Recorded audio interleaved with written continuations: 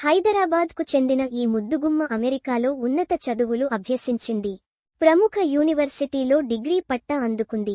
ఆ తర్వాత ఓ ప్రముఖ ఓటీటీ సంస్థలో ఉద్యోగానికి చేరింది. అదే సమయంలో హీరోయిన్గానూ సినిమాలు చేస్తూ బిజీగా ఉంటోంది. తెలుగు సినిమా ఇండస్ట్రీలో తెలుగమ్మాయిల ప్రాతినిధ్యం తక్కువే.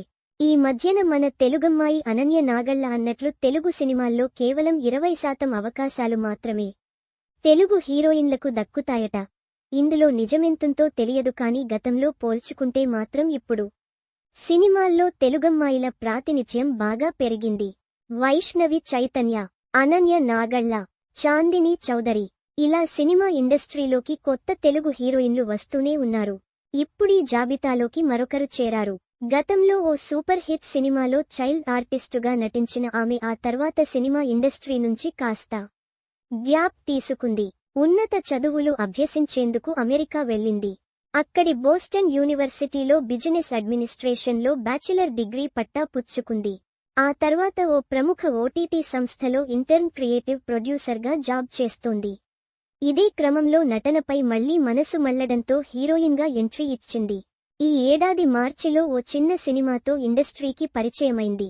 కానీ పెద్దగా గుర్తింపు రాలేదు. అయితే ఇటీవల ఆమె నటించిన రెండో సినిమా సూపర్ హిట్ అయింది. ఇందులో ఈ అందాల తార అభినయానికి మంచి మార్కులే పడ్డాయి.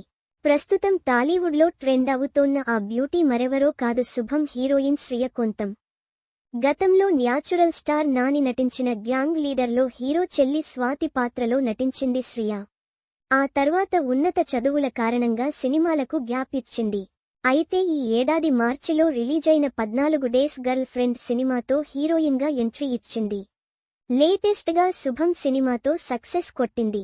దీనికి ముందు హరికథలు అనే వెబ్ సిరీస్లోనూ ఓ కీలక పాత్ర పోషించింది శ్రియ. సినిమా పరిశ్రమలో రాణిస్తూనే వ్యాపారవేత్తగా ఎదగాలన్నది ఈ ముద్దుగుమ్మ లక్ష్యమట. ముఖ్యంగా ఓటీటీ స్టార్టప్ నెలకొల్పాలన్నది శ్రియ మనసులో ఉందట. A post shared by Shriya Kontham @shriya.kontham.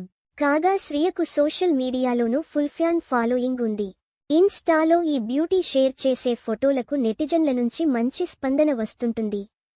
A post shared by Shriya Kontham @shriya.kontham. మరిన్ని సినిమా వార్తల కోసం ఇక్కడ క్లిక్ చేయండి.